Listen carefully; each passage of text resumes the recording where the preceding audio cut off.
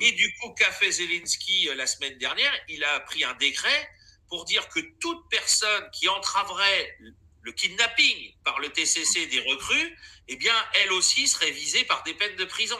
Donc, Ouais. c'est dire combien là, la volonté de recruter jusqu'au dernier homme va s'opposer à une population qui, je le rappelle, peut avoir des armes à la fin. C'est-à-dire qu'on va, là pour le moment, c'est à la main que ça se règle, c'est de la bagarre.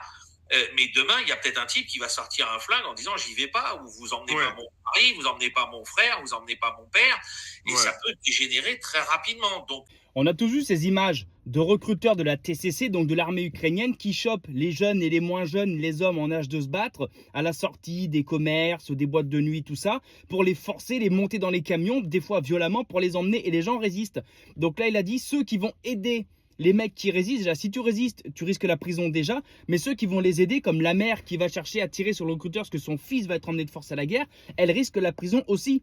Le père qui empêche son frère, enfin bref, t'as compris. C'est une honte tout ça. C'est une honte. Le peuple ukrainien ne veut plus se battre. Ils ont compris qu'ils ont perdu et que les intérêts, enfin les causes pour lesquelles ils vont se battre ne sont pas bonnes. Ils l'ont compris. Donc maintenant, l'autre, il te pond une loi, un décret qui interdit de t'opposer à un kidnapping. C'est lunaire. Et nous, on continue de soutenir ça. C'est lunaire.